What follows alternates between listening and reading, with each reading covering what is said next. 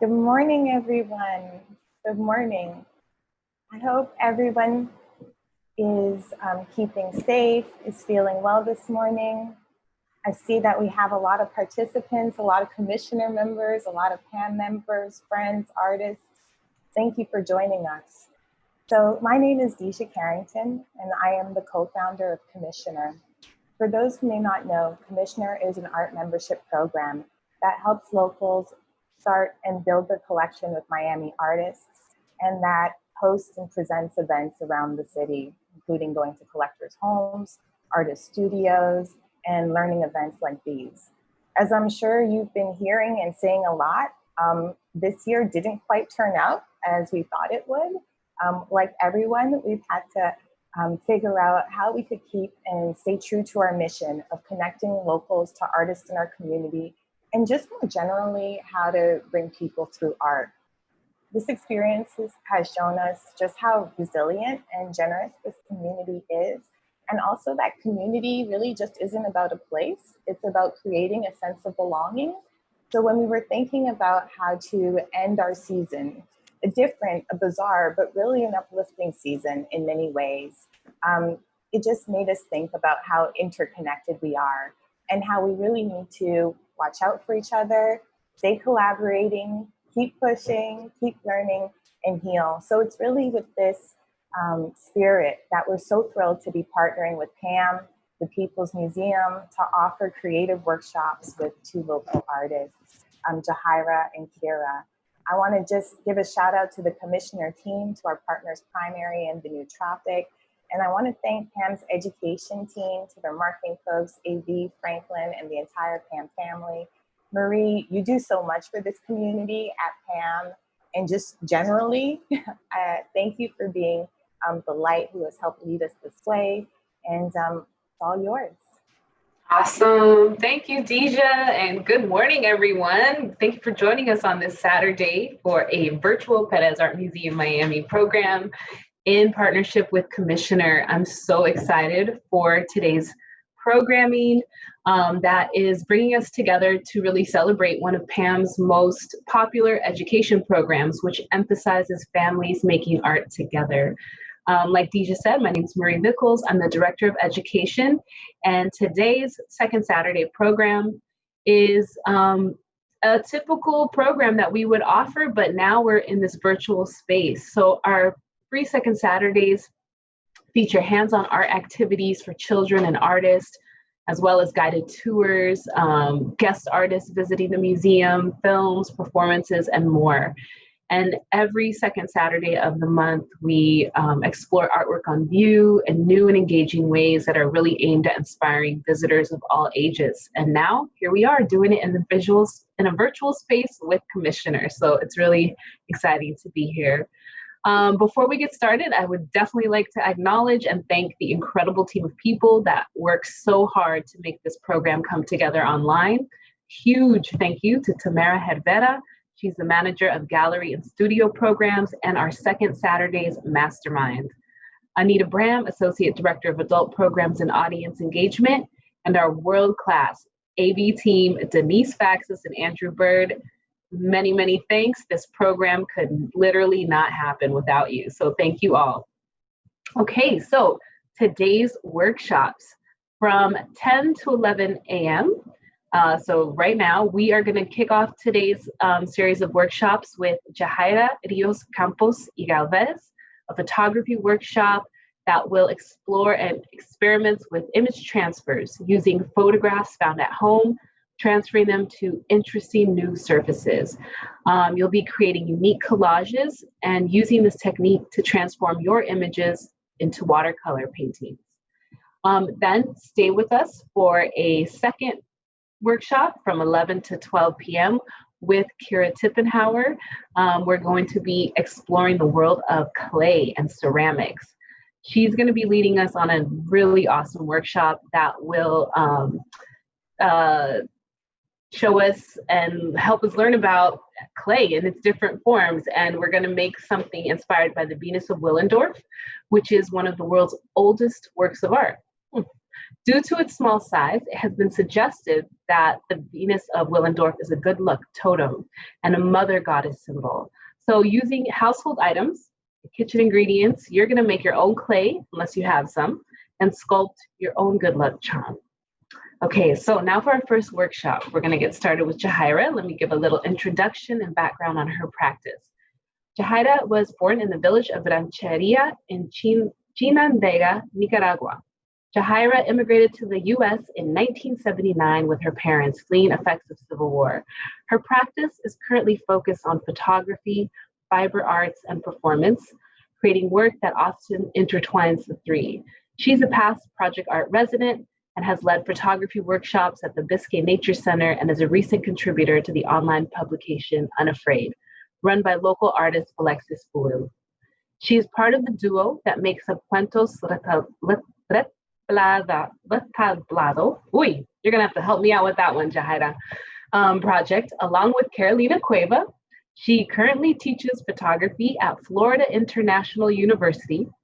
And she creates works from a love of investigation, experimentation, and self-reflection. She looks to inspire a sense of inquiry in others. Through her artwork, she delves into themes pulled from childhood experiences, motherhood, and reflections on her mixed Indigenous heritage. Her work stems from her desire to touch on delicate subjects in a way that provokes conversations and reflections. She believes art is medicine. So without further ado, welcome Jahaira. Hi, good morning, everybody. I'm so excited to be here. Thank you so much, Marie, for the intro, and Dija for informing us more about how Commissioner works. And I'm excited to be part of this program today. Like Marie said, I'm a Nicaraguan artist. I've lived here for a pretty long time in this country.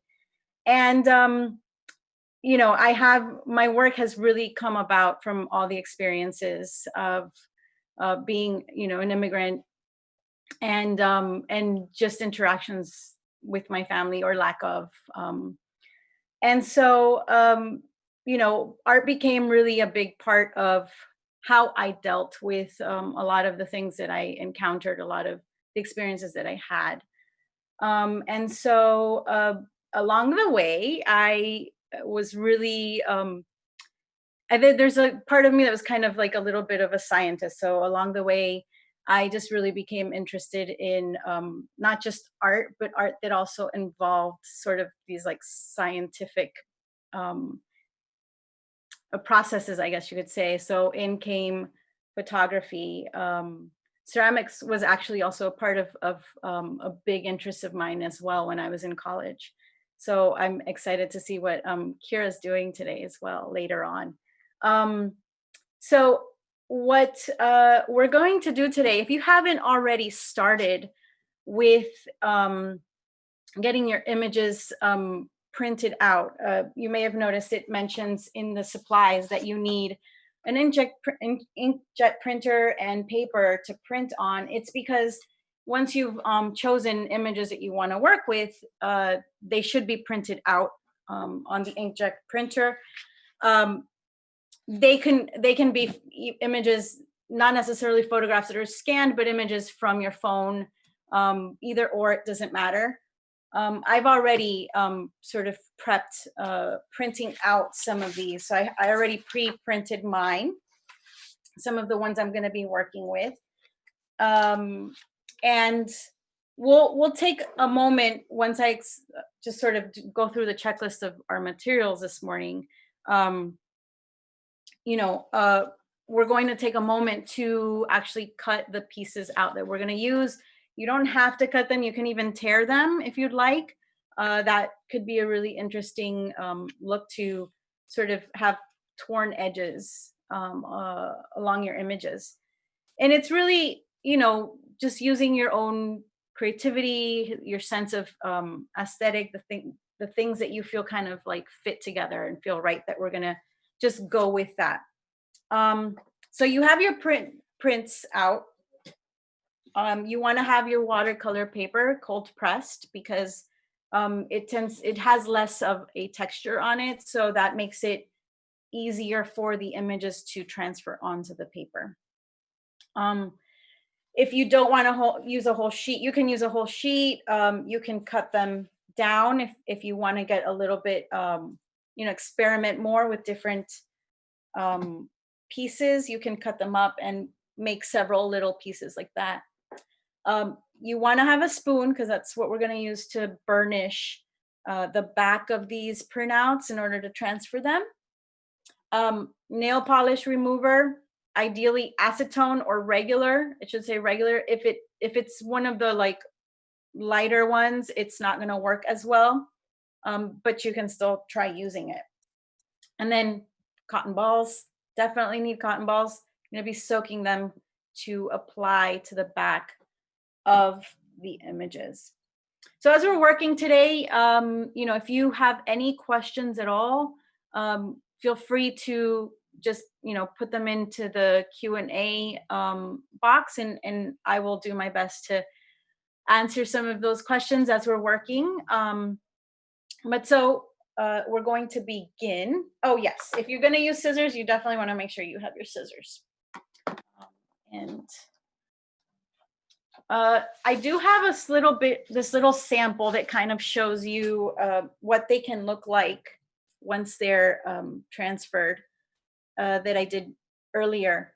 And, there are these really interesting, there's a really interesting way they look very much like watercolor. And even after you're done transferring the images, you can still sort of play around with them, add on to them, even maybe layer them. So I'm gonna pull this back so you guys can sort of watch me work. Okay. I have this one image I've already cut out, and I'm gonna start cutting my other ones out. So we're gonna use a few minutes to kind of get that going. Okay. The images that you see here that I've printed out, these two are actually, these are some traditional Central American dolls. They tend to make, they're kind of a little touristy, but they're definitely dolls I remember having as a young girl. I remember one time my uncle brought me one.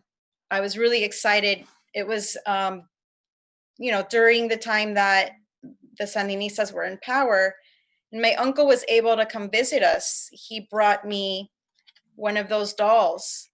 And unfortunately, when that visit happened, he was also detained for quite some time. He was accused of contraband because he was bringing us a lot of stuff. He was bringing us, beans and cheese, and brought me the doll and a lot of dresses, which is kind of funny. That he was just bringing us all these things, and they were thinking, oh, he's trying to sell this stuff here.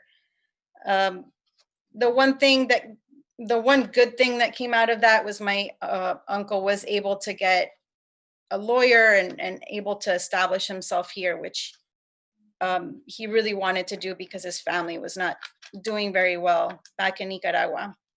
And it was a one time whenever my uncle, and I did have one aunt that would visit sometimes, that I would actually come in contact with family, because when we came here, it was just my parents, my mom, my dad, myself. I didn't have any siblings at the time.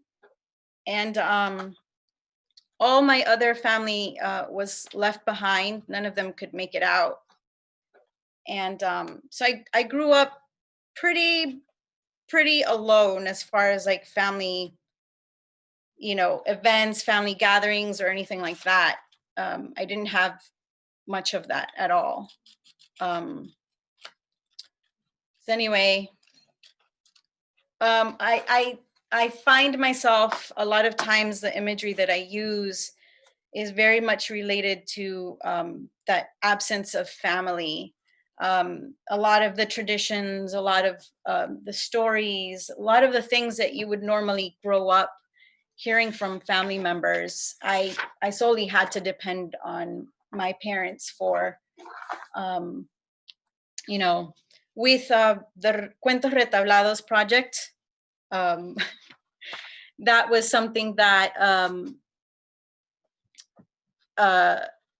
came about really with out of conversations with Carolina Cueva about sort of these things that we felt we lacked growing up here in the States. I see, do the transferred images fade over time? They might fade a little bit, but I think it would take a really long time for them to fade. The ones I've worked with, I haven't really noticed much of a difference, but what's interesting about imagery, I think, is a lot of times the way things are graded. You know, there's like, they'll say, oh, photographs will last, 100 years without fading, or, you know, working on a particular surface will last, 200 years without fading or something like that. So I haven't noticed any fading in my own images. But I wouldn't doubt, especially if you have them out in the sun, what you want to do is keep in mind that you don't want to have anything that's exposed to the sun. For example, if you frame it, you don't want to have it near a window, because that will definitely make anything fade, right? I've had Home Depot buckets that have sat in my backyard from working in them, and they'll, in like 2 weeks, they're already not orange anymore. They're like yellow. So always want to be careful with that. Now, so I have, there's one more. This is actually an image of, this is actually a toy. It's the only thing I have that I brought with me from Nicaragua. And I've kept it obviously for sentimental reasons. But I remember as a little girl, I used to take a plastic comb and try to comb its hair, even though it was plastic. I would just pretend, I'd pretend that it was real hair.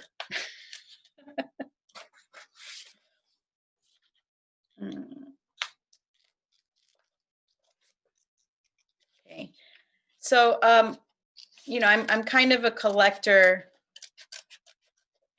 which is funny because I consider myself a minimalist, but I'm kind of a collector of certain things, and usually it's all stuff that reminds me either of my country or family members. I think I was the first time I went back and got to actually see aunts and uncles and cousins and my grandmother, my grandfather. I was already 21, so it was a while. Okay. Let's see.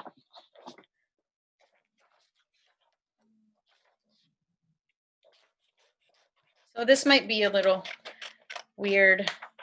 I have some pictures of limbs, but there's something interesting to me about the limbs that I want to work with in this image. Now, once we have all these pieces cut out, we're definitely going to spend some a little time arranging things in the positions we want them? How do we want these different elements to relate to each other? Because a lot can be, a lot can be said with the arrangements, and little subtle changes of placement or relationship between the images can change the interpretation of the work. Let's see. Now, one of the artists I'm thinking about right now, they kind of got me really interested in collage work, because even though these are transfers we're working with, there's a very collage, a collagey aspect to this project. Is an artist named Hannah Hawk. Is one of the Dada artists, but she doesn't get mentioned very much. And I figure it's probably because she's a woman. But she started working with collages very early on, and pretty interesting.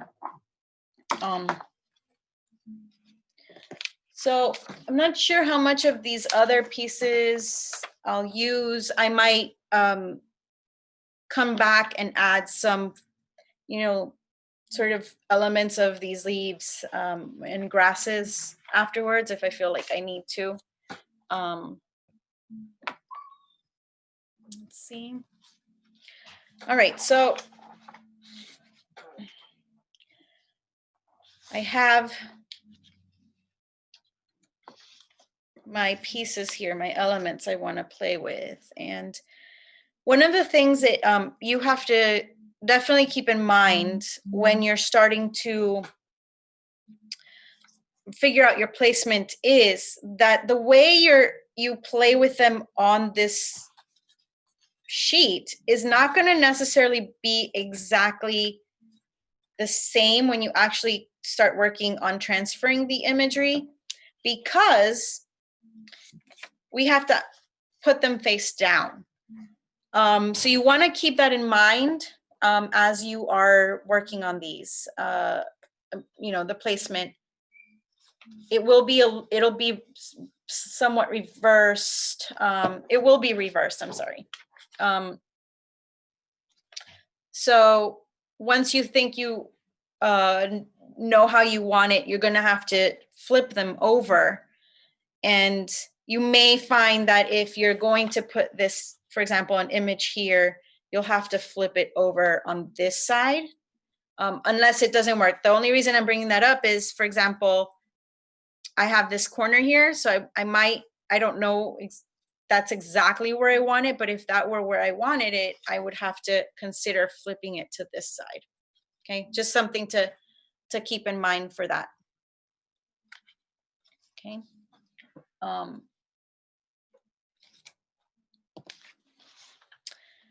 Now I'm starting to think that I don't want the bodies. Maybe I just want the heads.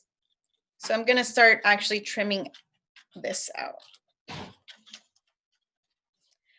This image here is actually also, this is from a play called El Huehuense, which comes from the Nahuatl word Huehuencin, and that means old wise man.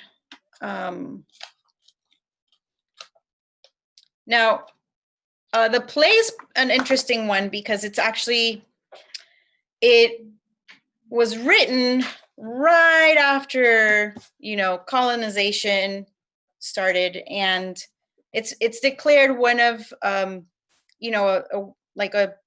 a historical heritage treasure. It was written both in Spanish and Nahuatl side by side, and it's a pretty interesting one. I think it kind of defines Nicaraguan culture in some ways, because these are characters. It's a combination of characters, Spaniard characters with indigenous characters, and then mixed race characters. And they play around a lot with the Spaniard characters in the play, kind of poking fun at them in ways that the Spaniards couldn't really like pick up on it. And I feel like our culture is very, there's a lot of funny stuff that goes on in our culture. Just the jokes, the way, you know, the way of life, there's just a really playful aspect to our culture. So I'm trying to figure out if I want this here. Sometimes, you know, I like to start out with plenty of images. Along the way, I might decide, you know, this, I'm going to take this out. I don't like to make them too complex because I feel like a lot gets, you kind of lose a lot if there's too much going on. And I like people to focus on one thing that kind of catches their attention, pulls them in, and then notice subtleties in it. But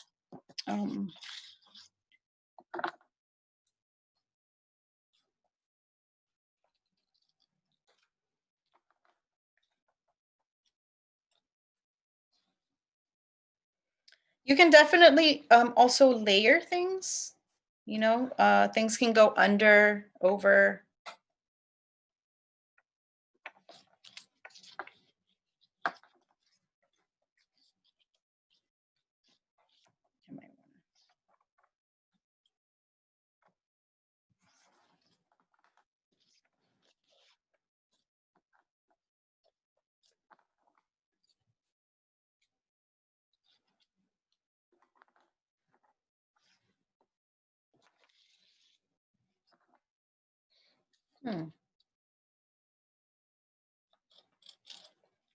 So remember, you guys can send me any questions in the Q&A box. I think there's also some questions that are being posted in the chat box.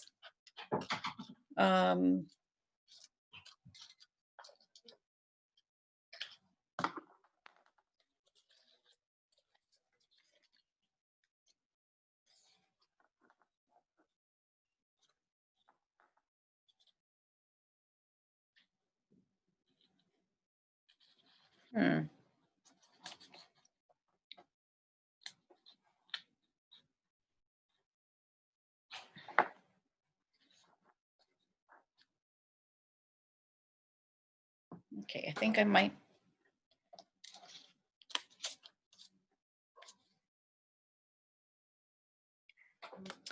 All right. I would really be interested in seeing what you guys end up doing also at the end of this with this project.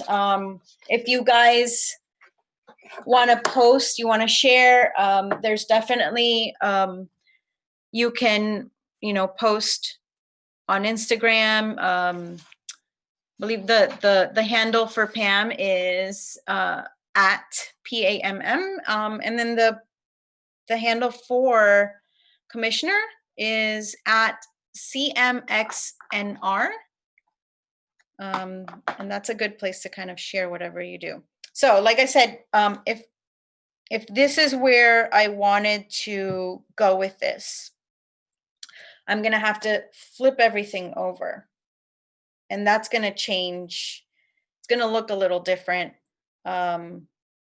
So because I want to make sure that these dolls are actually looking at this figure, I'm going to flip them. I'm still holding this here. Hold it together. If you want to use a little tiny piece of tape to hold them together just till you flip them over, you probably can. You just want to make sure that you take it off before you start doing the transfer part. And it shouldn't, hopefully, you know, you don't want it to like rip anything. So it should be something that can come right off, like masking tape. And then if I'm flipping this over, I don't want to put it under again, because if I put it under, it's actually going to come out on top.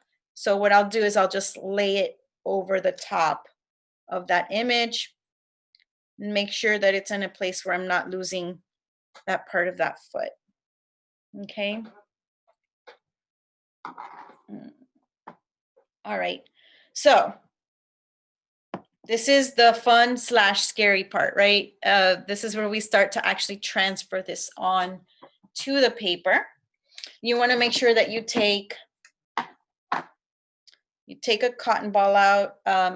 You'll probably, for something like this, you'd probably need like 2, because you want to be generous with that that nail polish remover. And don't be afraid if you're worried that you want to keep an eye out for your surface. You might want to put a piece of like copy paper underneath, depending on what surface you're working on, just so that you don't get any nail polish remover on it.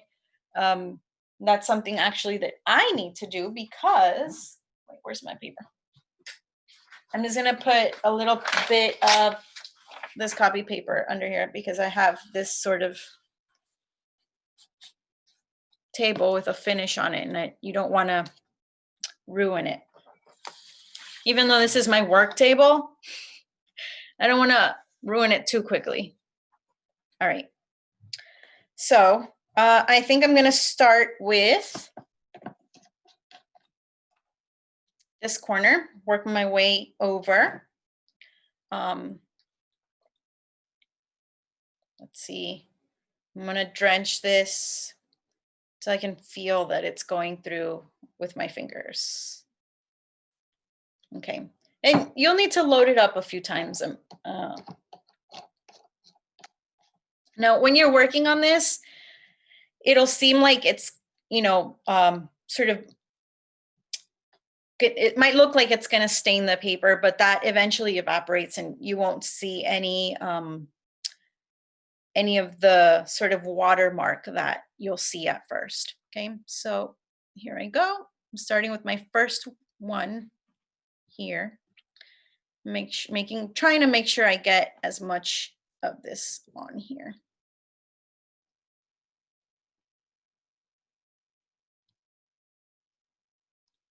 You start to see that image through it.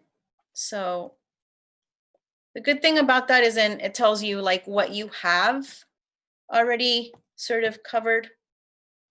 And you take your spoon, right, the back of your spoon, and kind of just rub into it lightly. Careful not to rip your paper.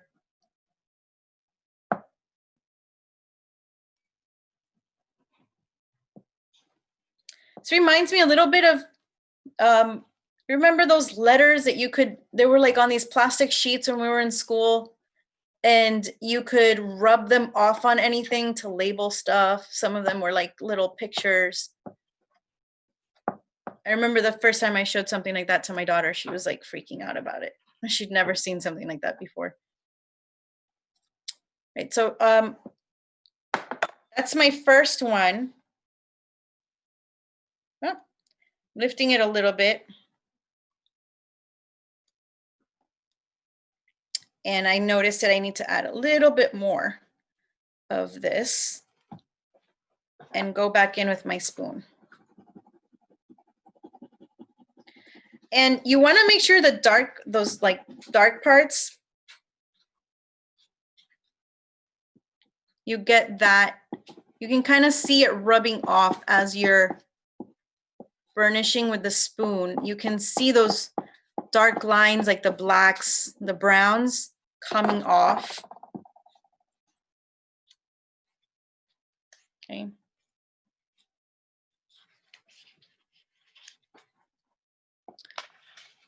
Now I want to make sure that my next part of the image is ready there. I have to put more.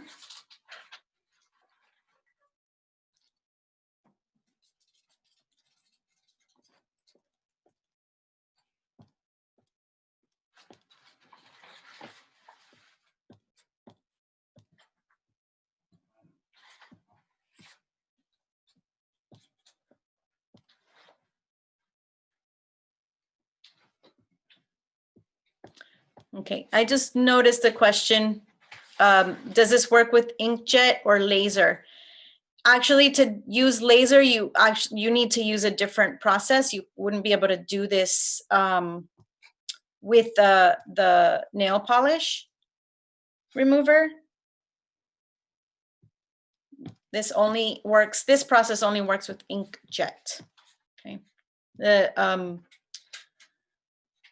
The ink, quote unquote, is different. It's more of a wax for laser printers. It's like a waxy pigment that gets put on the paper.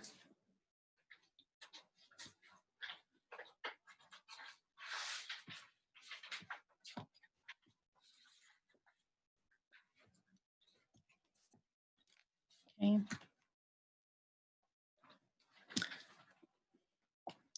I'm going to check this a little bit.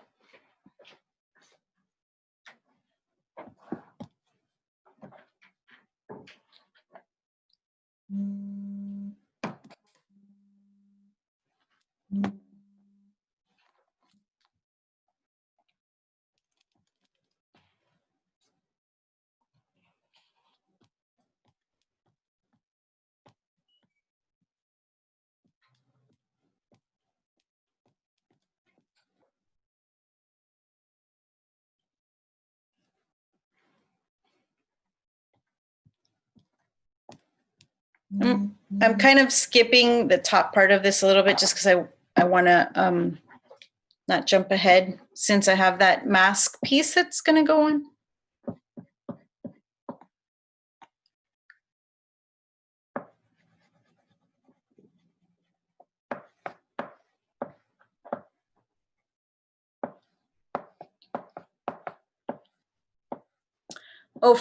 Okay, so for laser printing, there's a couple different ways that you can do transfers. One way is using, like, you soak them in water. You let them sit there.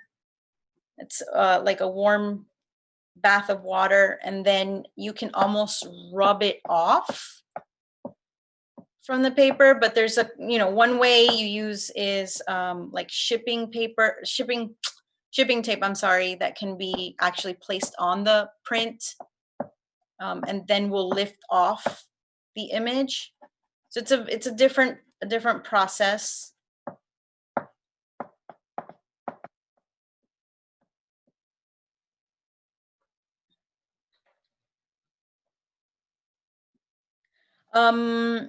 So I usually kind of gauge based on the sheet of paper I'm going to use, how big I'm going to, print the images that I'm going to transfer. So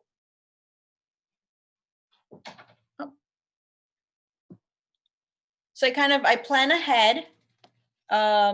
First think about the size of paper, and then I'll maybe adjust them once I'm because I print them out on Word. I'll just like plug all the images I want in there, move them around. I'm trying to usually think of how to save, not waste paper, because that's something that I sometimes think about, is like the way that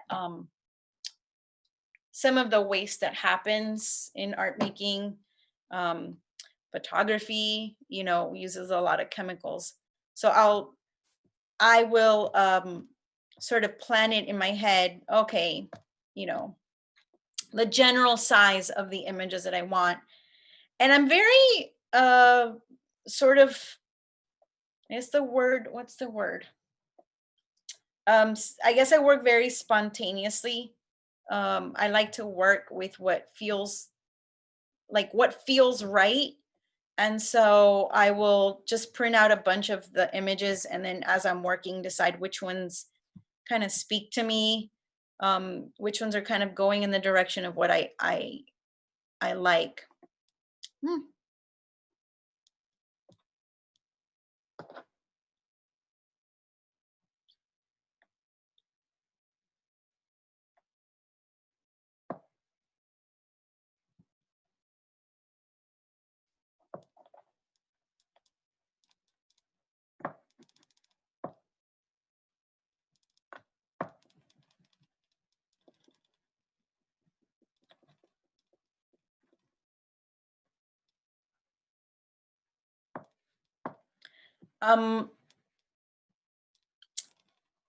Just acetone in general, it's the strongest one, is, you know, what I tend to look for. When you can't, if you can't find that, you know, finding one that says regular on it, it still has acetone in it. It's just, it's got like some additives to it, like, you know, with vitamins or something like that. So let's see, I think I moved it a little bit. Oh.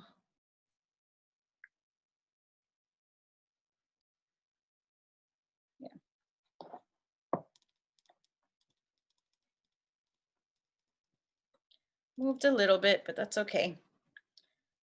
You can, after, you know, working on it, you can potentially paint on them, draw on them, stitch on them. I like to work with embroidery sometimes, so embroidery is always fun.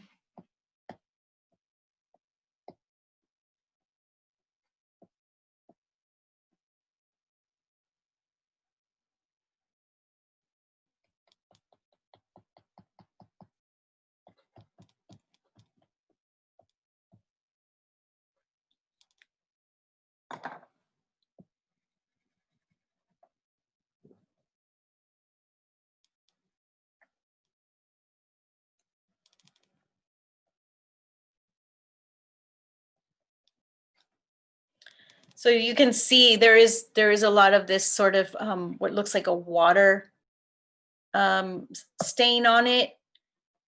And what I do after working on this is I just put it in, you know, between book pages as it dries, or between books to kind of help flatten it out. And when it dries, it doesn't have, what did I do with that sample that I had?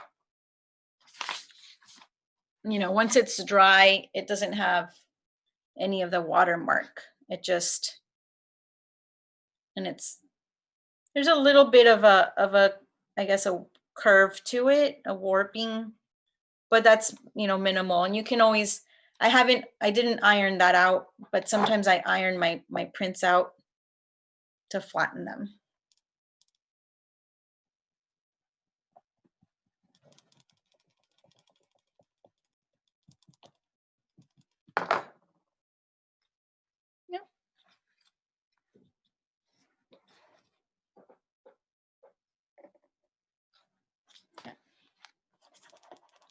So far, you can kind of see some of that happening there. I didn't, let's see. I think I will bring that all the way up. I get another.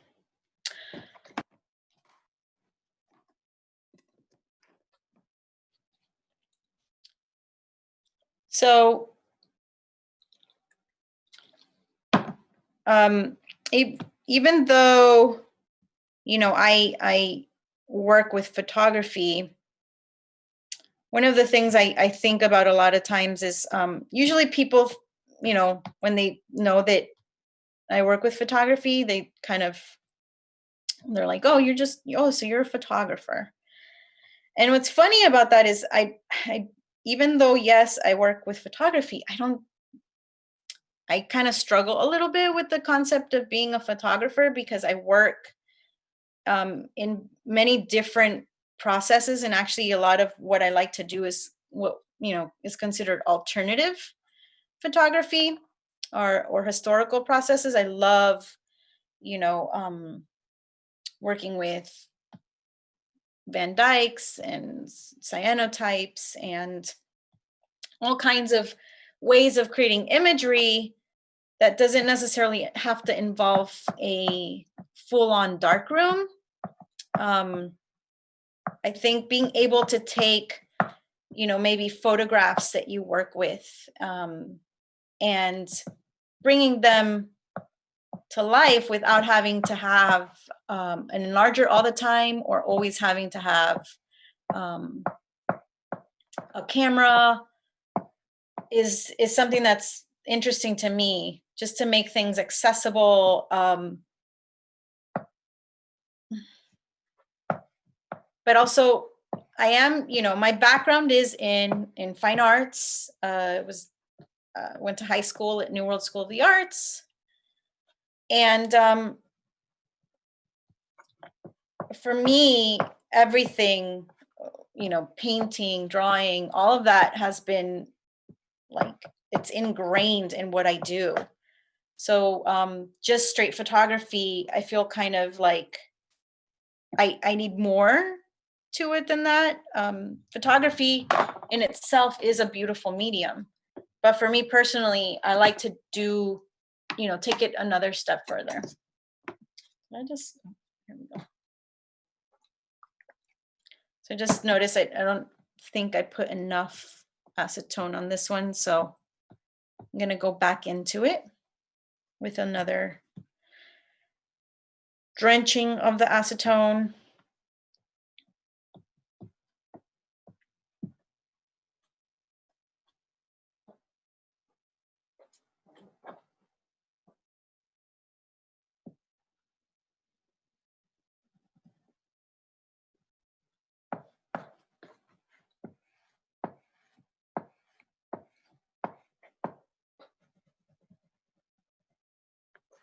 So if you're working on yours right now, you might notice there is a little bit of a smell. I think anytime if you've ever put nail polish on and then try to take it off, or just opening a nail polish bottle, you always have this smell that kind of lingers. So you might want to work with a fan or a window open. If that starts to, if you're very sensitive to smells, that could be something that can get to your head. Okay.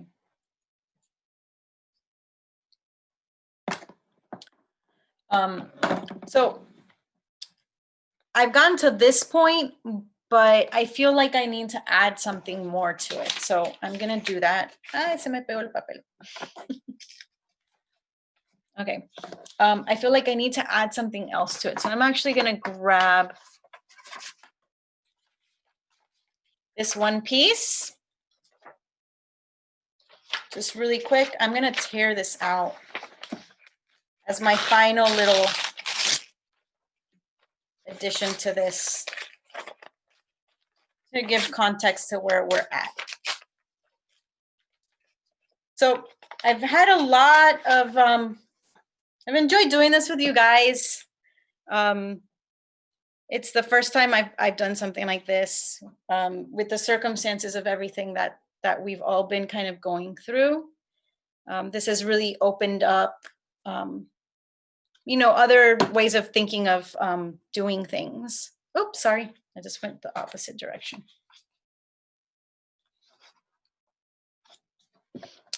And so as I'm finishing up here, I just want to sort of thank you guys for joining today, for being able to participate in doing this with me.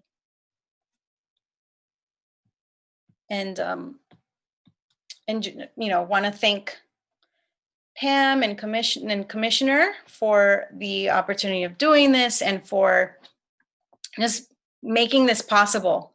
This still allows us to connect with each other despite all of the difficulties that we're all facing in one way or another. Okay. And I hope you stick around for sure for Kira's segment. I think it's a pretty cool project that she'll be working with you guys on.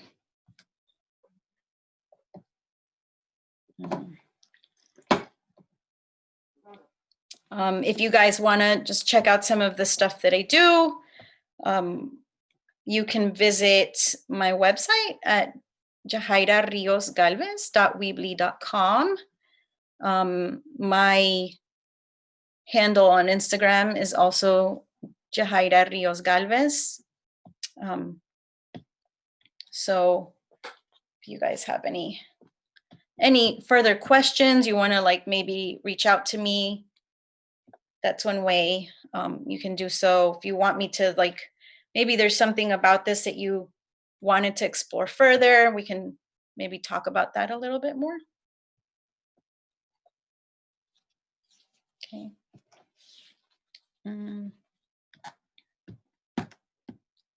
Let's see if I can draw, really milk out this piece of green here.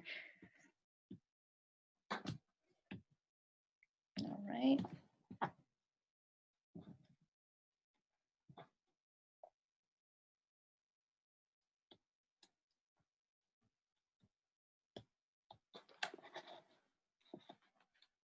Okay. And you can keep layering on this. So it's up to you how far you want to take it. Take watercolor, take color pencils into it, maybe some fine lined markers, and start to draw into it. But you have, this very sort of watercolory looking image put together from, you want to take your cell phone pictures another step further, and this is a great way to do it. I'm going to do one last question. Is it possible to watercolor on top of the transfer? Yes, you do. I would probably recommend that you let this dry completely. That's a good point. Dry completely before you do work on top of it, before you add any other layers to it. Just to make sure you don't end up tearing the paper, because it does have so much that it can take. If you keep adding more to it, it can tear while it's still wet. So, all right, thank you everyone. Stay tuned, like I said, for Kira's session. And just want to mention, special thanks to everyone, Commissioner and PAMM, and for making everything possible for this program, and as well, to remember that there is the PAMM second Saturdays that are free, and to continue to connect through Commissioner and through PAMM. All right. Thank you for everything, guys. Okay.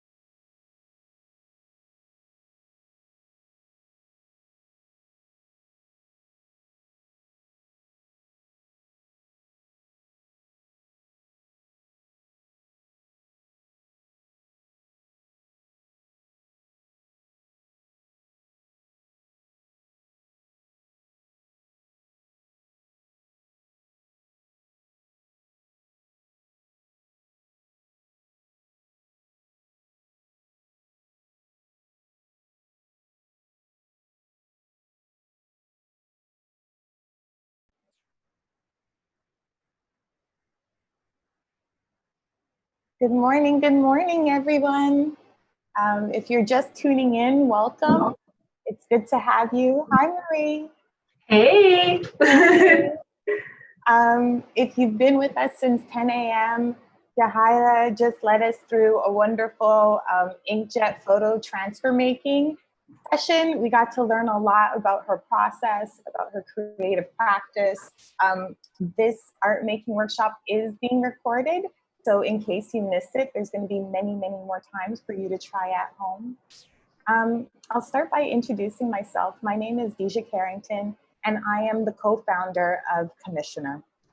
Commissioner is an art membership program that brings locals and Miami artists together to start and to build their collections. And that creates learning opportunities, goes into artist studios, collectors' homes, all with the goal of dismantling barriers around learning how to collect and becoming an arts patron. I'm sure you've been hearing this a lot, this idea of pivoting, global pandemic, racial uprising, a lot is happening in the world. And all the more reason why we've been looking toward our mission of really connecting locals together around creative moments and finding art or finding new ways to create language and bring us closer together. So this experience with Commissioner and this season has really shown us how resilient Miami can be and also how generous of spirit people are. This is our season finale. Earlier this week, we did an art pickup with all of our members. If you'd like to learn more about Commissioner, I'd encourage you to go to our website at commissioner.us to learn more and to think about enrolling for next season. And if you just want to learn more about what we're doing, also subscribe to our newsletter, go to our website. But with the spirit of collaboration and with the spirit of interconnectedness, we've really learned the importance of watching out for each other, about collaborating, pushing, learning, and also healing. So we are thrilled to be here with you today and also with PAMM, the People's Museum, to present two creative workshops. The first one that took place at 10 a.m. and this next one that's going to come up at 11 with Kira.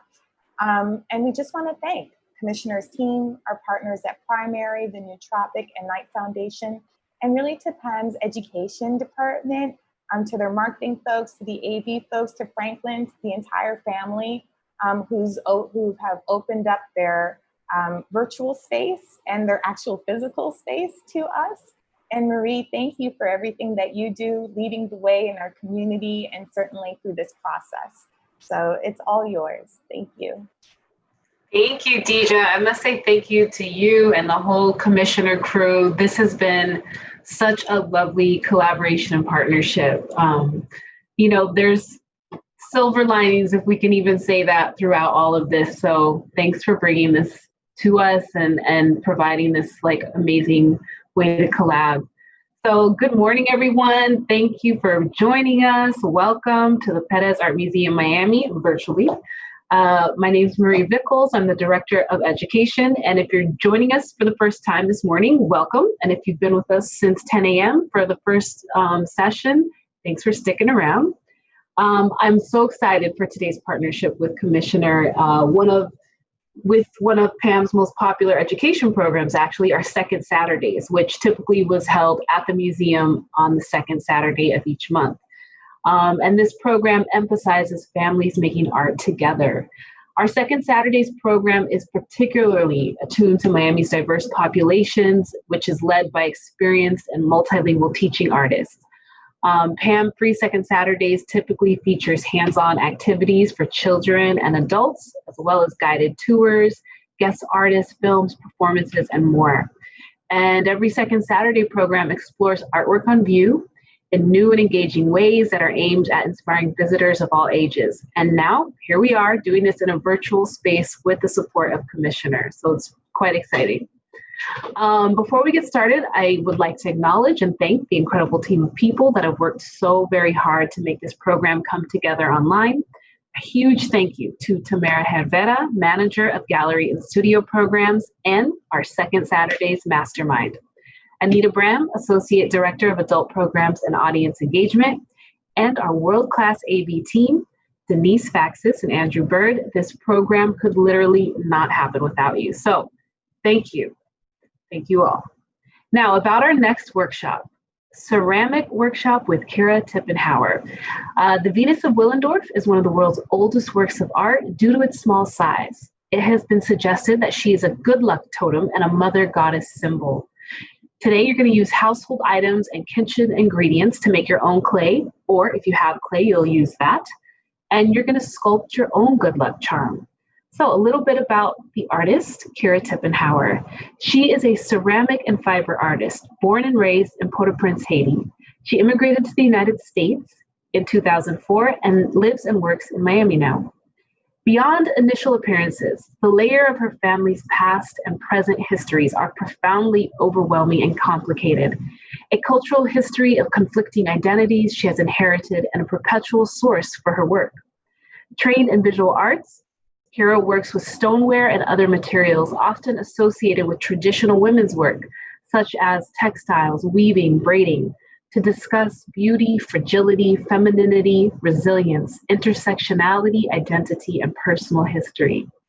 Kira holds an MFA in Visual Arts from Miami International University of Art and Design, and she has been the recipient of a Wavemaker grant for the open source art project that featured a pottery workshop supported by the Andy Warhol Foundation for the Visual Arts and the John S. and James L. Knight Foundation. This grant later inspired Kira to launch her project, the Kai Pottery Collective, which is a shared creative space here in Little Haiti and now virtually and traveling, you could say, where local potters and ceramic artists are offered hands-on workshops and open dialogue on the creative journey. Kira has been a teaching artist for many years, and I'm sure you'll feel that warmth and just natural direction that she gives in her teaching style.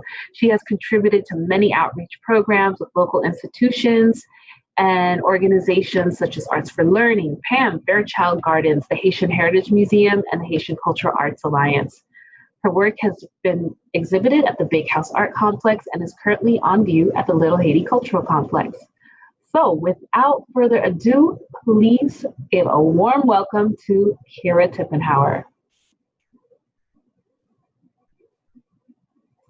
Good morning. Good morning, everyone. Thank you for joining me this morning. Thank you for joining this collaboration between PAMM and Commissioner. This is really exciting. So if you've read a little bit about the description, I'm not going to reiterate who I am specifically because that was a wonderful introduction by Marie. Thank you so much, Marie. And yes, I am born and raised in Haiti. I lived there till I was 18 years old. My family's from Haiti. And it's a really, it is my source of inspiration, is hearing stories from, family members and other fellow compatriots from Haiti. And a lot of times like Marie mentioned, I used it in my work. I try to find uncomplicated ways to talk about heavy topics in my work. I want people to feel welcome to hold my work. That's actually one of my biggest desires, is in a museum, I want people to be able to grab and hold my pieces and put it back. I'm not afraid if it falls and shatters. I'm not afraid for the wear and tear. In fact, they're built to last thousands of years, which is a great segue. Speaking of thousands of years, the project we're going to entail right now is about creating something hand-holding, something that you can hold. The Venus in Willendorf, believe it or not, I read it once. I never came across that information again, but it was definitely something that fed the fetishization of something chunky and something, I'm saying something because it's a statue, it's an object, but the idea of holding something voluptuous is comforting. Something, even if it's stoneware, the fact that it forms around your hand and you can hold it, I find it comforting. And if you notice, there's multiple different types of Venuses. There are, if you Google the Venus of Willendorf, they'll suggest other Venuses. A lot of times they're small. There's life-size Venuses, but a lot of times they're small, sometimes like no bigger than 4.5 inches. And I think, in fact, that the Venus of Willendorf is under 4.5 inches to fit in your palm. And I think I create my work in the same spirit, where I create size pieces that look like you can hug it and that you can hold as well. So I really am excited about this project. It's something different for me too, because I actually work with real clay. And today I want people to have access to clay making or sculpting and molding and using their hands to participate in a tactile activity, even if you don't have access to clay. So I had to look up alternative ways to create with clay. And one way to do it is with household items. And all we need today is flour, salt, and water. You need 1 cup of flour, half a cup of salt, and just I'm not even going to give you a quantity of water because you just need to add it as you get the consistency of clay. We're going to talk about that. So I pre-made a little sample dough, which looks like this. And you can see that it has some resistance when I press it. So the idea is that it's not too gooey where it sticks to your hand. See, there's nothing stuck to my hand at all. But you want it to be malleable. You want it to be soft and gentle. Don't worry, we're gonna get to the process of creating this together. And I'm moving along a little quickly for this part in the beginning so that we get this part out of the way and then we can leisurely talk while we make together. So this is our goal today. Now you'll need a mixing bowl, and I'm going to tilt my camera a little bit for you to see what I'm up to. All right, here we are. A mixing bowl. You're going to need, like I mentioned, 1 cup of flour that I pre-poured. You can, if you have a measuring cup, go ahead and pour your 1 cup. I'm going to put it into my bowl. Come on. Now, just like dried materials in the clay studio, flour is very volatile and not very comfortable to breathe in, obviously. I don't think it's gonna be detrimental to your health, but try not to breathe it in. Try not to do it too close to your face like I am right now. Okay, so we have 1 cup of flour. We're gonna add half a cup of salt. And I have only a tablespoon. I couldn't find my measuring cup, which is why this is pre-poured. But we're going to use my little tablespoon. And I already checked. Half a cup is 8 tablespoons. So if you don't have a measuring cup at home, which happens, some of us don't cook. That doesn't mean that I don't cook. I do cook. But some of us maybe don't cook. You can use a tablespoon. If you're measuring 1 cup of flour, it's 16 tablespoons. And if you're using half a cup, it's 8 tablespoons. So I'm going to go ahead and pour the salt. We're going to count together. 1, 2, 3, 4, 5, 6, 7, 8. Half a cup or 8 tablespoons. The salt, the reason why we're using salt is it prevents your piece from molding. Salt is a sort of a conservation preservative. They used to use salt actually to preserve food. They still do. That's why a lot of foods, canned foods, have a lot of sodium in them. But this is going to be good for the longevity of your piece. Maybe you're brave enough to bake it, and then you could have like this non-edible, because remember, it's half a cup of salt in there, non-edible flour-based sculpture. So here we are, we have 1 cup of flour, half a cup of salt, and then the water. Like I mentioned, we're gonna add a little bit of water at a time. It was just a little sip. So I'm gonna start mixing. I already know I already need a little more water. So we're gonna go ahead and pour a little more. And I'm gonna tilt my bowl so that we both can see what's going on in there. At this stage, there's definitely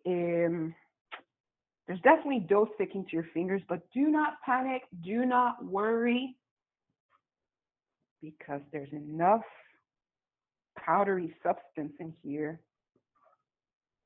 to, ooh, did you see that? Did you see the little cloud that just flew into my hair? So yeah.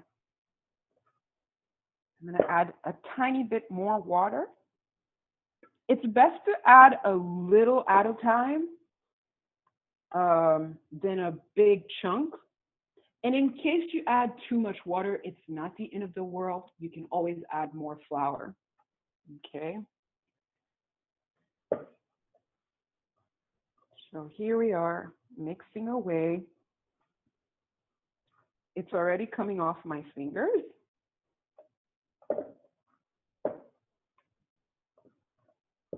Yeah, just a really like a drop. And at this point, I'm wiping the sides to really grab all the components inside, all the particles inside my mixing bowl. All right. My mixing bowl is clean. In my original bowl where I had my flour, there's still some flour in there. So if it does feel too sticky to me, I will put it in there and I will dry it up a bit. But for now, I do not need to. I'm just gonna, basically what we're doing now, we're wedging the clay in your hands, but you can also, right now I'm picking up the little pieces that are on my table. We can also wedge it, knead it. I think in the baking world, this process is called kneading the clay or the dough. And all I'm doing is kind of, here we go, we'll do a lateral side, a lateral view. So I'm basically pressing a little bit and then moving, pushing it forward, picking it back up and restarting the whole process, see? So it ends up looking like the shape of a, what we call this in pottery, the ram. It's because it's shaped like it has two horns, very loosely, by the way, not literally. So that's basically, I'm not flattening the piece either. You don't need to flatten it. We're just trying to keep it compact, but also making sure that all the particles mix together. All right. Now, just for fun, you can also add maybe a couple drops of essential oil if you want. It just smells like dough. It just smells like flour. But to the one I made yesterday, I added tea tree, and it actually now smells like wood a little bit with the mixture of the flour. So have fun with the essential oils. Yeah. Now I can already tell that the texture of working with a dough is very different from working with clay, which I think is a good thing for this project. That means we're both out of our comfort zone. Just kidding. I promise I'll give you guys good instructions and thorough instructions. But it does help me understand what the challenges are for you. So I'll definitely walk through the process carefully and in detail. I had a little piece of the fly in my mouth. Okay, so here we are. All right, we have our dough. Now, if we look at the picture of the Venus, the actual Venus of Willendorf.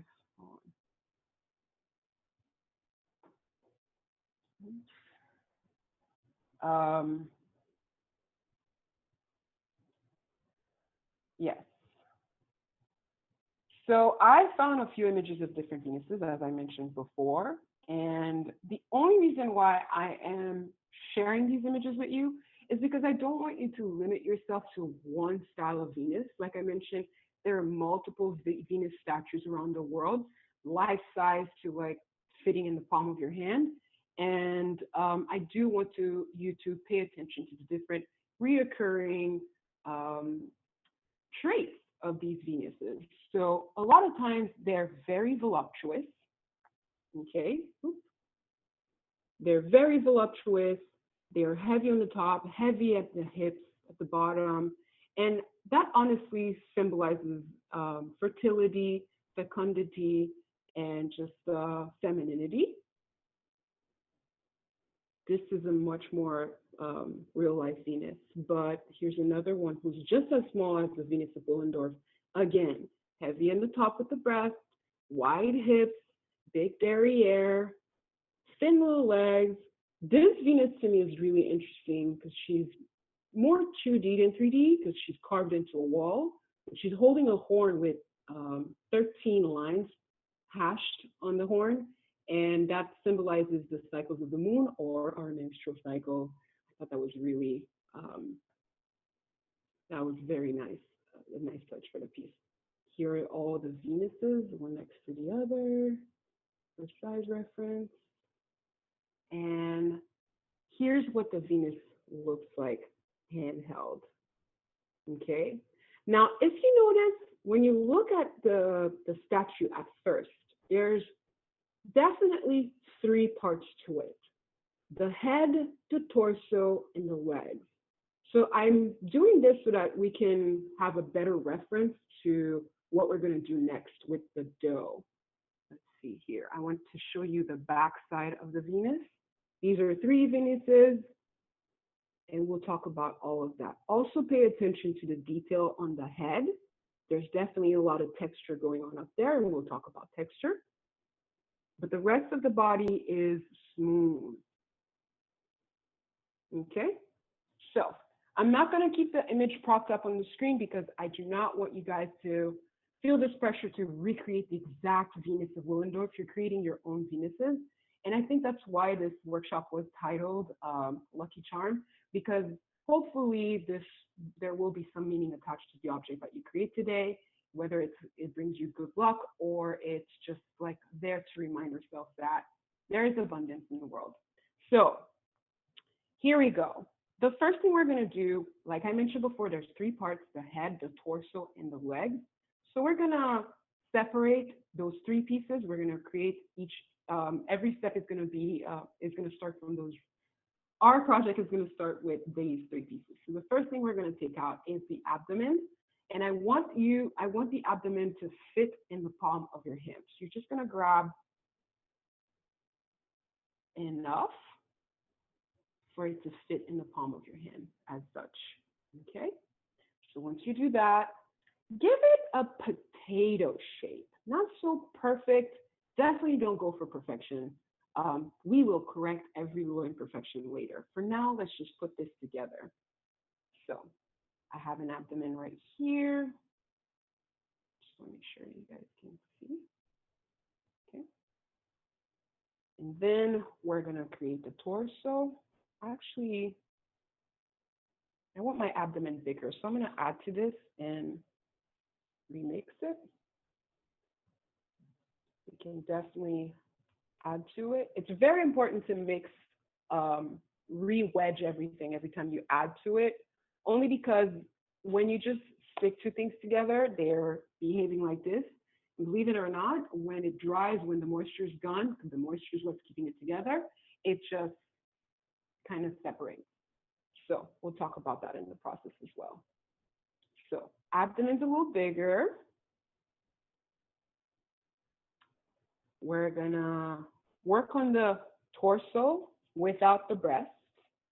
I think this is too small, so I'm gonna add to it.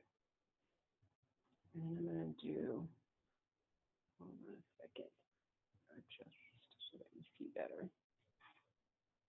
Here we go. So again, I'm doing the same potato shape, but it's a little smaller, and we're gonna place it on top. So right now it looks like this. Okay. We're just creating the body parts right now. I'm not gonna go for the head because the head, there's a proportion thing going on. I experienced the first time I was making the Venus. So I'm gonna go to the legs. We're gonna create them separately. We're gonna create 2 separate legs. The first one is about this amount. If you can see in my hand, it's kind of like a really big thumb. And then I'm gonna roll it kind of like a coil, like when you're making a snake on the table, if you remember that kindergarten technique. I'm going to place it, for now, I know it's going to look like wonky, but right now we're going to place it down. I'm going to grab a second piece to create my other leg. Let's make sure they're at least proportionate. Looks like that. They are proportionate. So we're going to go ahead and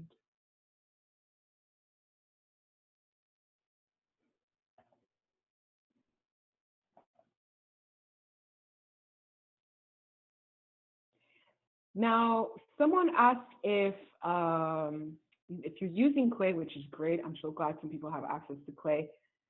Should you apply water to it as we work out in our hands? If it feels dry, too much water can be very bad for your clay because you end up with slip. It's like a slippery, gooey, goopy thing, and it's really hard to work with. Just dip your finger in a bowl of water and smooth. If it feels dry, smooth the surface. But do not worry about adding water because it's available. No, you can actually, it can be detrimental to your material. So yeah, if you're working with clay, too much water is the enemy. And it's the same for dough. It's the same for flour and salt. So right now I have the legs, I have the abdomen, the torso. Okay, so now I'm going to start working with the legs. Here, let me adjust a little bit so we can see better.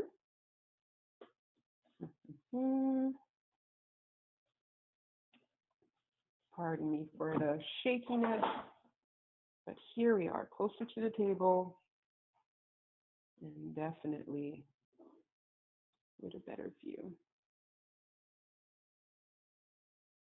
Okay, so we're going to add pressure. Right now, I'm touching the bottom of, I'm holding it up. You're looking at it in frontal view. This is frontal view.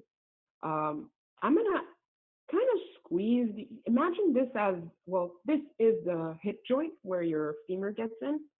So I'm gonna give it a little V shape just to create that like nice big round lower belly detail. Okay, so here we are. And then this is where the legs are gonna go. Okay, so after you create this little V shape, we're going to use a toothpick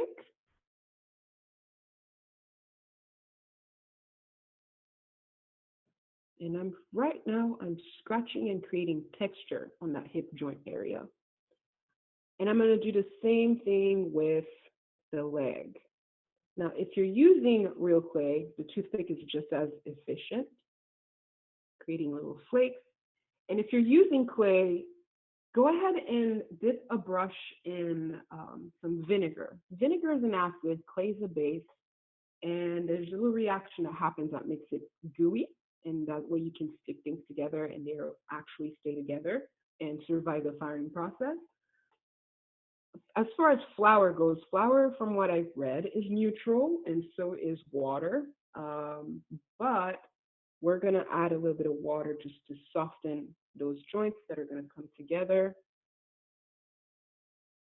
So if you're using clay, use vinegar, and if you're using the flour, use water. So now I'm going to give her pointy little feet. The Venuses always have these, you know, they're voluptuous, they're bigger than life in the fit of your palm, but they always have these tiny, dainty little end points for feet, you know, and it's just so endearing. I find it endearing. Again, I'm working on the next hip joint, so scratching and scoring is what this technique is called in the pottery world. And you really want to create this mess. You don't want to brush off the flakes of the clay. You really want to create these flakes that come out of your clay or your dough, because what's going to happen is when we stick these flaky parts together and we add vinegar to our clay or we add water to our dough, they're going to come together and kind of hold and harden this way. which is so much better than having two flat surfaces hardened this way. Like I mentioned before, they'll split and separate. So right now we're creating this kind of like joint. So I did what? Did I add water? I did not add water. Just adding water.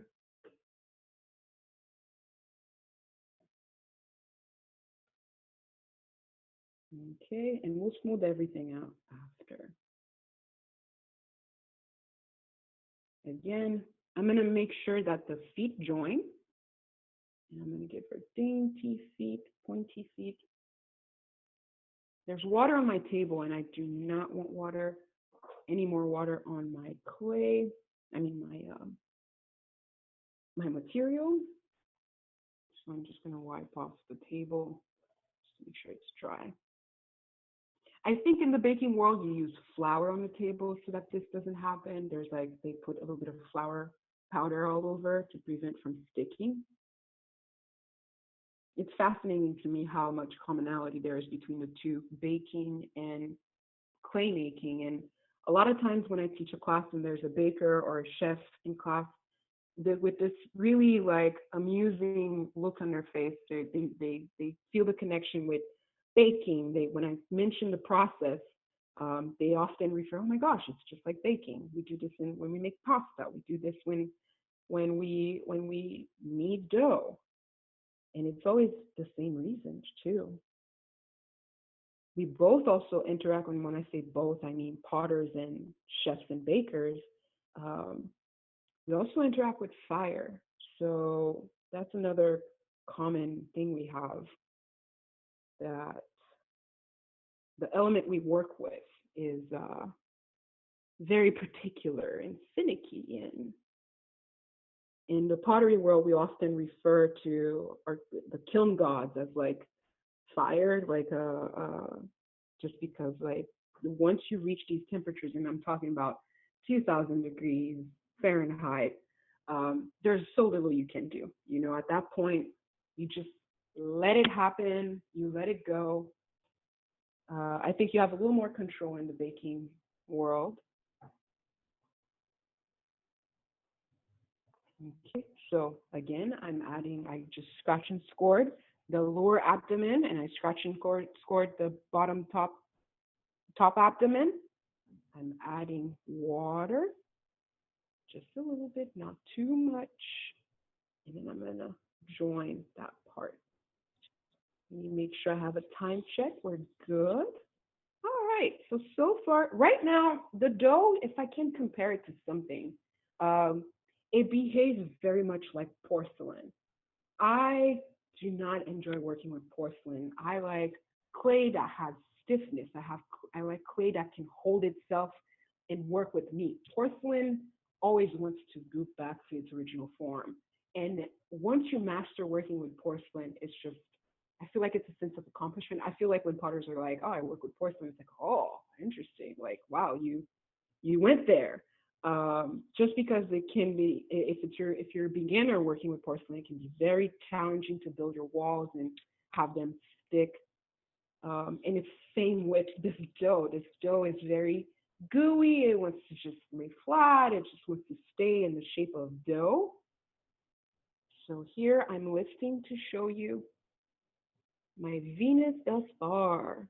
I'm going to show you the backside. There's not much going on, but here we are. Let me look at her to see if, right now I've been creating upside down so far, but looks good. Again, we're not going for perfection right now. Wipe the surface of my table, set her back down. Okay. So now we're going to work on the breasts. Again, we're going to be very generous with the breast. We're going to, just because the Venuses, especially the ones who are 30,000 years old, are very, very just top heavy. And I was worried because I know this is a kids-friendly activity, but when I think about the bosoms of a Venus, I often travel back to childhood memories of resting your head on your grandma's chest or your mother's chest when you're tired or when you're looking for comfort. I do think there was that sentiment involved when Venuses are created with well endowed, top heavy breasts.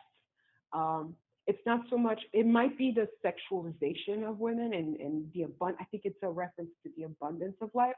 But because the Venus of Willendorf is made to fit in the palm of your hand, which is comforting, I think the breast, the big breast, also is a reference to that comforting feeling you get when you rest your head on someone's chest, on a woman's chest, and there's something magical that happens. I can't explain it. Very soothing, and children often fall asleep, on our chest. So yeah. Now the challenge is I picked a little bit. Now be mindful with how much clay you have left. Of course, you can always make more flour dough mixture. Again, 1 cup of flour, half a cup of salt, and then add water as you go. But we do want to be mindful with how much clay we have left.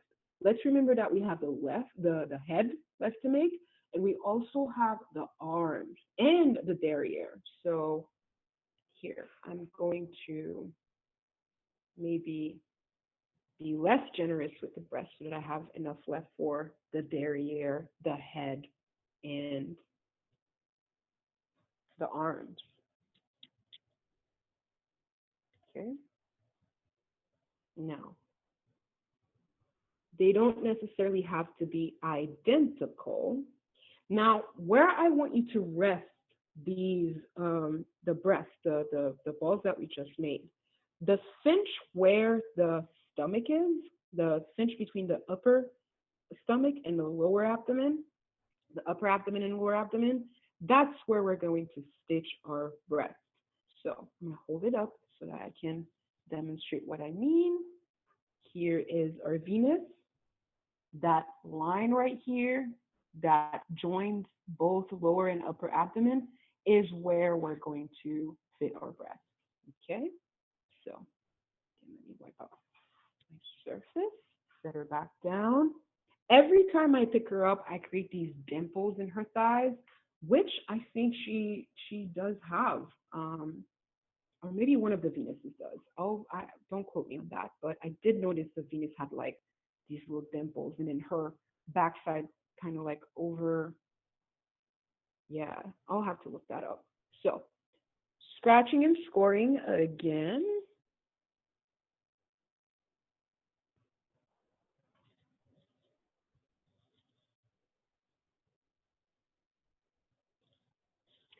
So someone is asking if we can create this with oatmeal, because there's a recipe posted with oatmeal.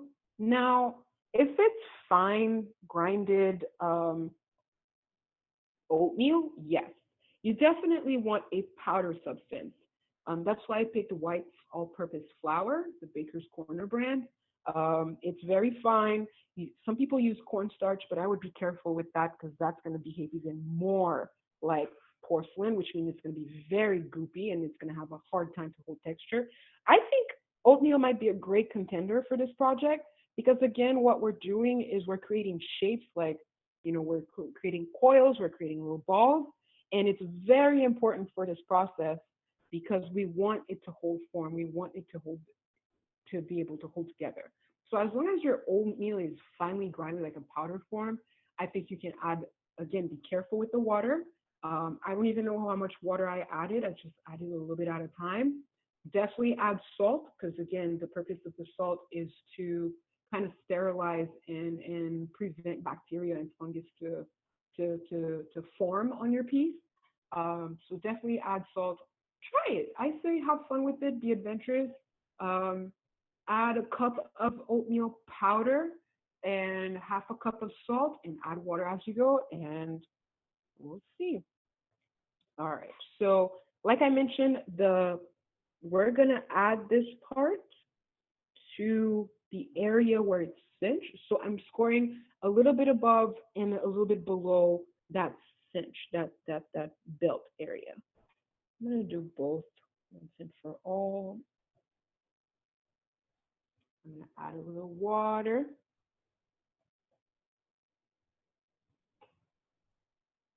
And then the folks with real clay, add a little bit of vinegar.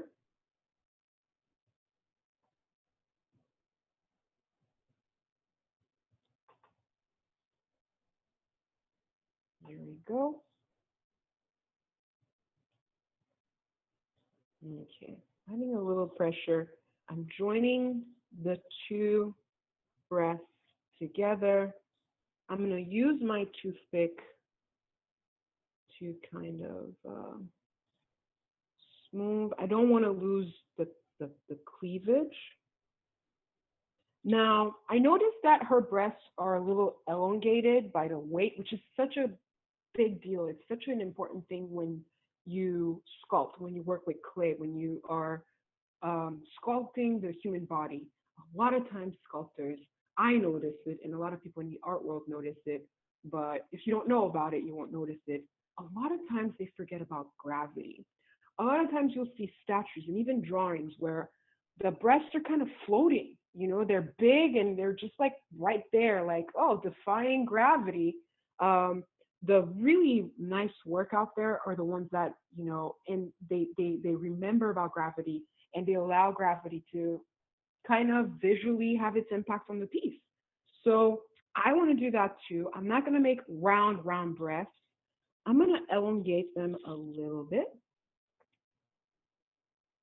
And again, I'm going to show you what that looks like. I didn't make them too round. Let me see. We will have a chance to smooth and perfect our piece. So notice how there's a little area left above right here. Okay. That's where the hands are going to rest. If you notice in the Venus of Willendorf, a lot of times they're resting their hands right here, right above their chest, kind of like, I've noticed men do that when they have a big belly. Well, women too, but they rest their hand right there, or pregnant women. It's like this resting pose. And I think that's what also is a great component about the Venus. She's resting. She's not like, her head's not up high. She's kind of like, and it's contagious almost. You look at her and you're like, oh, you know, like this restful state of mind is conducive to, which is why, again, I think it was a piece that was created for comfort more than, I think there's also sexuality involved, but yeah, this is definitely a soothing statue. Okay, and now the head. All right, the head is a bit bigger than the rest of the body. I mean, not the body, the breast, the individual breast. It is a little bigger than the individual breast. I just added, if you notice that your clay or your dough is drying out, add a little bit of water. All you need is to dip the tip of your finger and just smooth it, and it'll rehydrate right away. What's interesting is the palm of our hands is very absorbent. So when you're working with clay, when you're constantly fidgeting clay or dough, your hand absorbs the moisture. So here's the head. There's no neck. So we're just going to attach the head to the rest of the body. Here we are. Attaching the neck to the rest of the body. And adding a little water.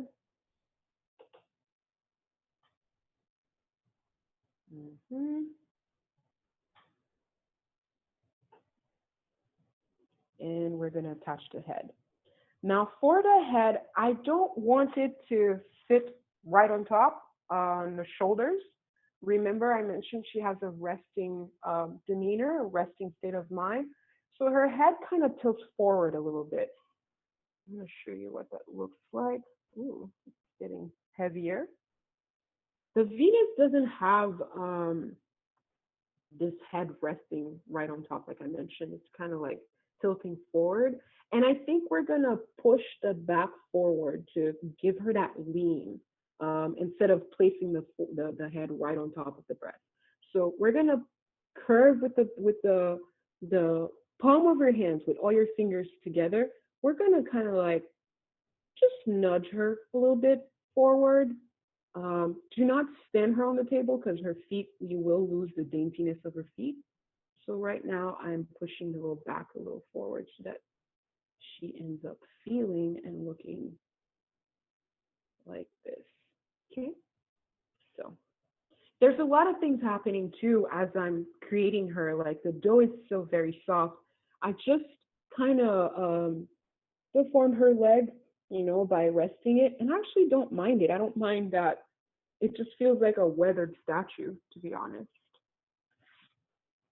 Okay, so again, the leftover of my clay is a little dry. Now this particular Venus is gonna be, she's not, it's the, on the original Venuses, like most Venuses, they can't stand on their own. I think they were made to lay down originally. A lot of them now have a stand, and I think it was added in the modern times for us to see her vertically. But I think the intention originally was for us to experience her horizontal, laying. So for this part, we might have to, because of that and because of the challenge of the material we're working with, I'm going to skip adding the derriere, but you are welcome to add the glutes if you want to. So here we are. My Venus is gonna, so I created another coil. It's a lot thinner than the leg coil that I created earlier. Okay. I elongated the tips. There's one tip a little thinner than the other. Okay. So this little tip, we're gonna, here, I'm gonna pick it up. I'm gonna hold her in the palm of my hand as such. So the tip of the arm, the tip of the arm is gonna fit right at the top of, I'm working with the left breast right now. So we're gonna place it here and make the arms curl.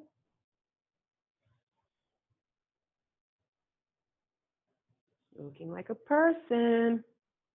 Okay. And I'm gonna do the same thing. We should have created both arms together. So if you get a chance, if you're still lagged a little bit and you're still creating parts or finessing parts, this is good because you want to create both arms together so that they look as identical as possible. Okay. So the second one, let me do it with you. I'm going to hold it in my left hand because I'm working with the right breast.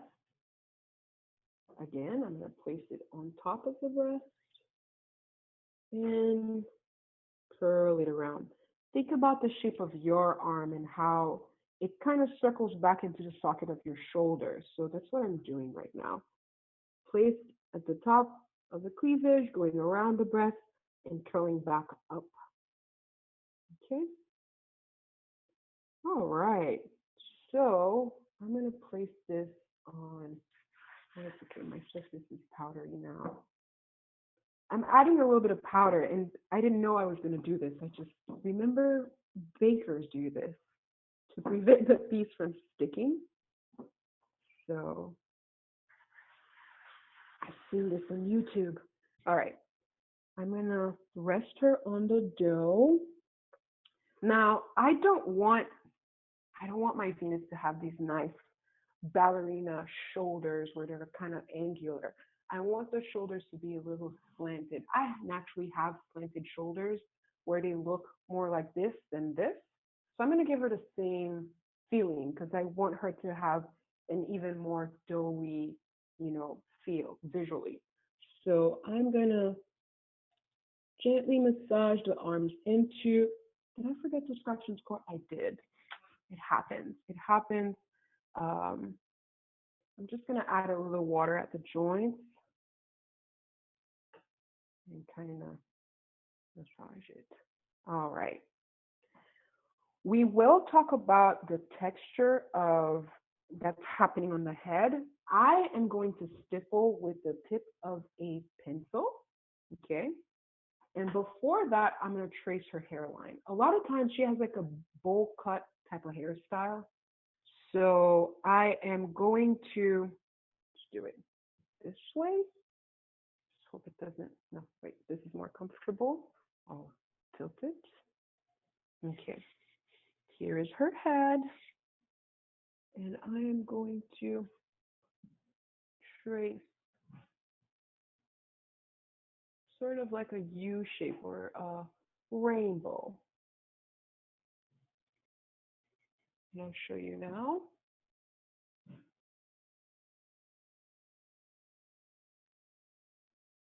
Where I traced her hairline, and I'm going to use the tip of my pencil to stipple around, create little holes all around so that we have added texture.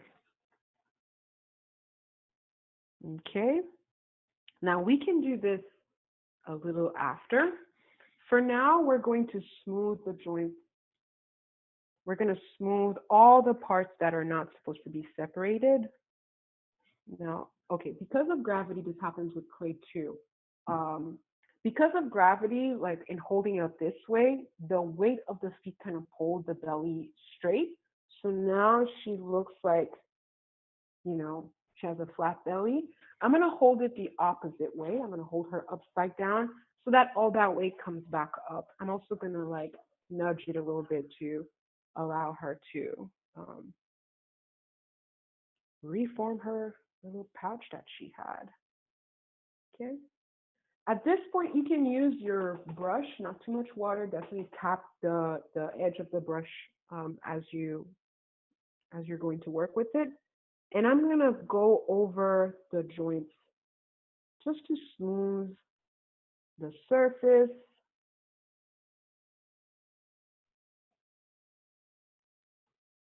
Oh, I flattened. So yeah, I just flattened her head. Didn't mean to. Yeah, the cool thing about this dough, and it's a similar challenge not challenge, it's a similar thing that happens in pottery. There's so much room for forgiveness. So if you have like a cut, you can always blend it back in with the tip of your finger, massage it to smooth it back to a smooth surface. You can use the tip of your paintbrush, whether it has a little bit of vinegar or a little bit of water, it will smooth the surface. If there's any little stretch marks, I'm going to leave the stretch marks. And what I call stretch marks are all these little lines that are on the clay. I think it's fitting. I think it just indicates that this was handmade. It's perfectly imperfect, in other words. So right now I'm working towards the arms, adding water, smoothing some of these joints.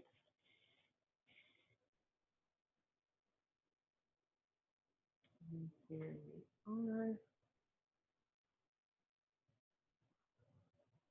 Yeah. Now I'm going back to stippling the head.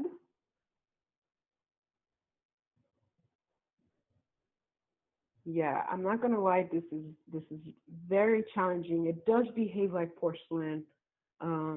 It wants to lay flat. It does not want to turn into a sculpture. And I'm talking about the material we're working with, dough. A lot of times clay behaves that way. In fact, they invent clay for sculpture. They add grog, which is a sandy material, for it to hold form better. So right now I'm in the process of stippling, adding texture. You can use a seashell, well, maybe not on the dough because the surface of the dough doesn't break easily with tension. Clay does. So you can definitely use any type of texture tool. And what I call texture tools, seashells can be texture tools. The back of a towel can be texture tool to create texture on the surface that you're working on. So yeah, coral is a great one. All right, we have enough time to just, oh, you know what? I just stippled around her neck area. I'm gonna fix that with my magic brush, which is just dipped in water. And smooth it with my finger and it's gone, like it never happened. Okay. All right.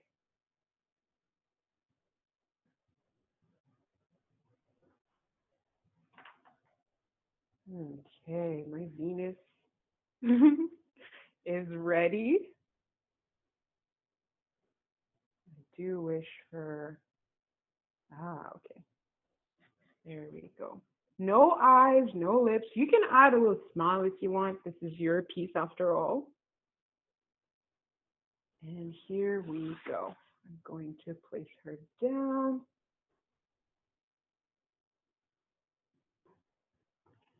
And show the piece, the finished piece. And here we go for a little Saturday morning activity. Yes, guys, this might have maybe woken something in you. Maybe you want to take a ceramics class now. Definitely email the education@pam.org for questions about that. If you're interested in further exploring 3D art making, I highly recommend you contact them about it. And let's see, I have a little cheat sheet.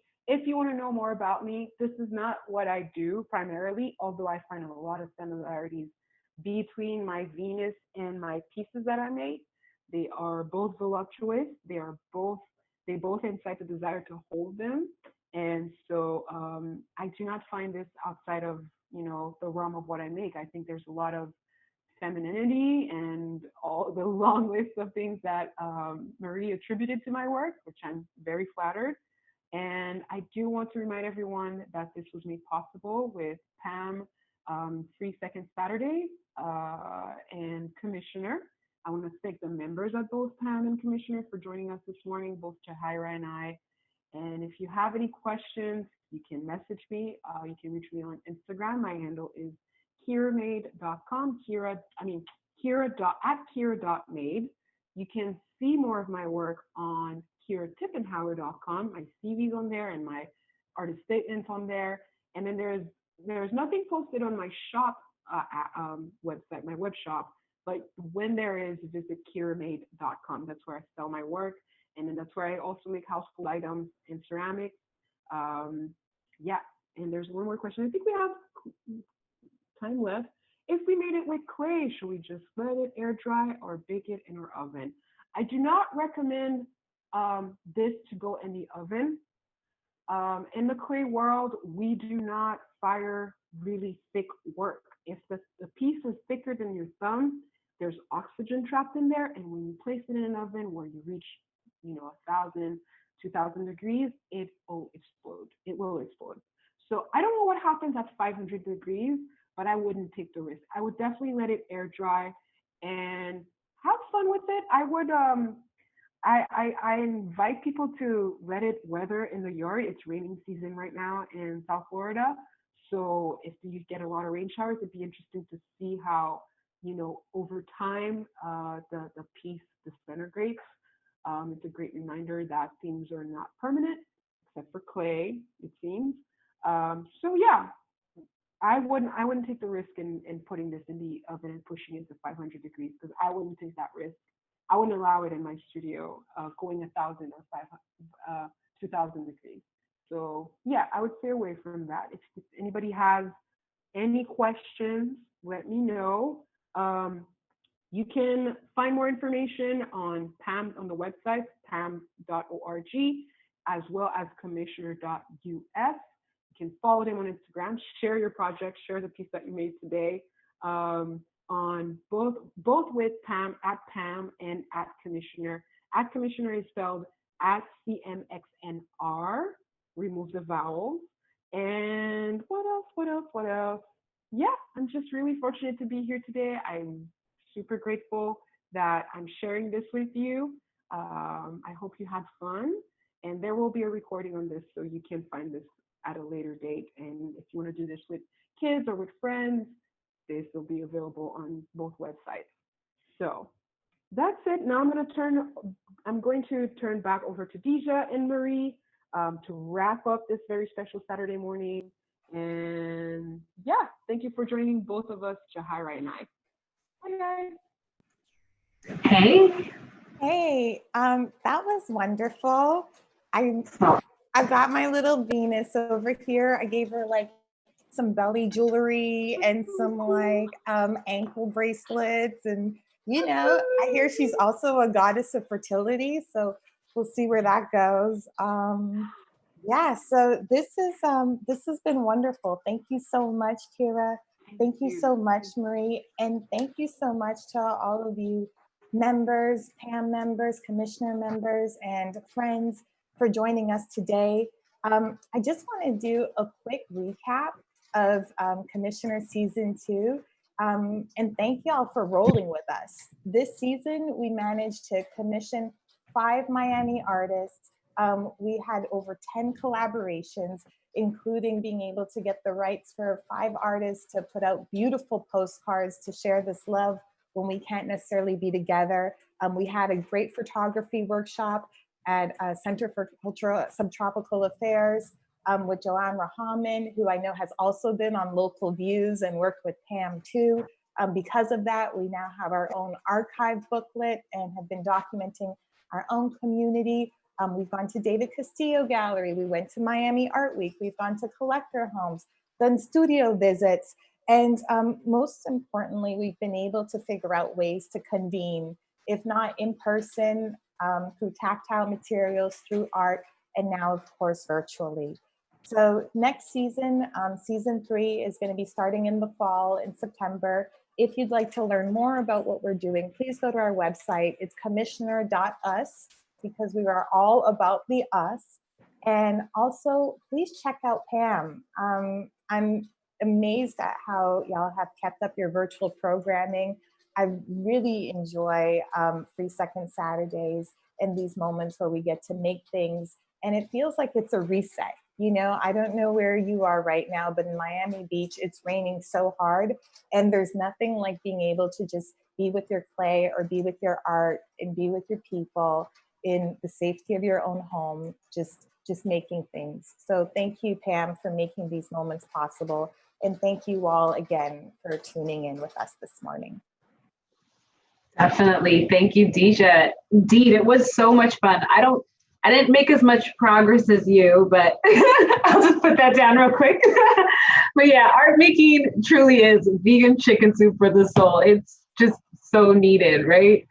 And yeah, to everyone out there, thank you for sharing your morning with us. We'd love to see your art, share your photos, videos, tag us on social at Jahaira Ríos, Gálvez, at Kira.mate, at PAM, at Commissioner, that's CMXNR.